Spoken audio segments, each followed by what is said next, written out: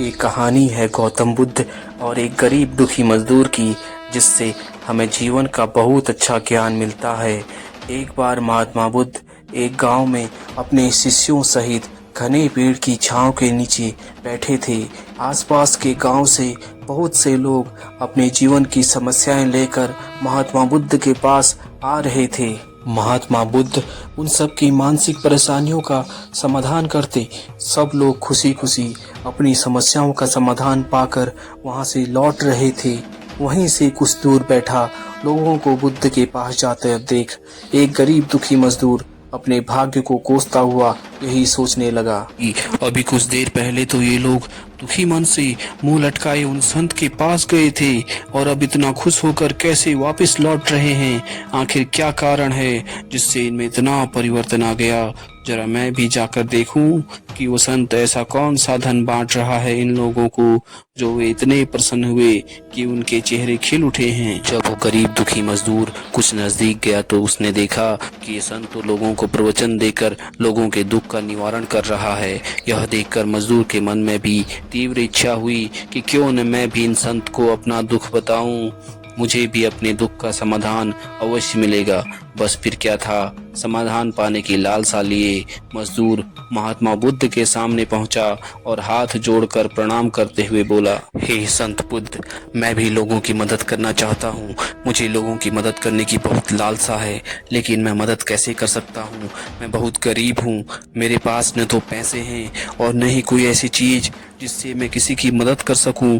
मैं कोशिश करने पर भी किसी की मदद नहीं कर सकता। मुझे भगवान ने इतना गरीब क्यों बनाया। हे महात्मा, मुझ पर कृपा करो। इतना बोलते हुए मजदूर रोने लगा।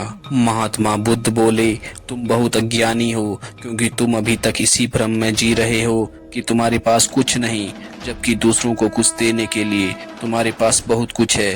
तुम बिना धन और वस्तु के भी दूसरों की मदद कर सकते हो। तुम्हारे दो हाथों से किसी भी कमजोर या लाचार व्यक्ति की सहायता कर सकते हो। आपकी दो आंखें किसी अंधे को रास्ता दिखा सकती हैं। तुम किसी के लिए प्रार्थना कर सकते हो, किसी के अच्छे स्वास्थ्य की कामना कर सकते हो। तुम्हारे पास जुबान है जिससे तुम मीठे शब्द बोलकर किसी के दुखी चेहरे पर मुस्कान ला सकते हो। इन्हीं शब्दों की ताकत से तुम किसी के भी टूटते हौसले को फिर से मजबूत कर सकते हो।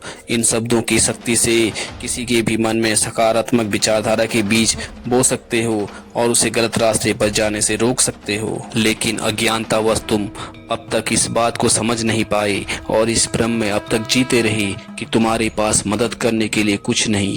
किसी की मदद करने के लिए धन और वस्तु का होना अनिवार्य नहीं है।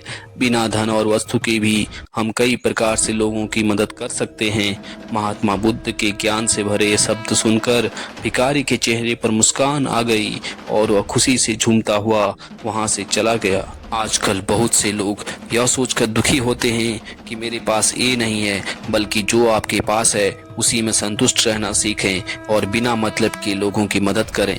इन्हीं से आपको परम सुख की प्राप्ति होगी। दोस्तों, आशा करता हूं कि आपने इस वीडियो से बहुत सारी सीख ली होगी। ऐसी ही प्रेरणादायक वीडियो देखने के लिए चैनल को सब्सक्राइब करें, साथ ही बेल आइकन को प्रेस करें, जिससे मेरी आने वाली वीडियो का नोटिफिकेशन आपको मिल सके। और वीडियो को लाइक शेयर कमेंट करें। मिलते हैं जल्द ही एक नए ज्ञानवर्धक वीडियो में। तब तक के लिए अपना ख्याल रखेगा।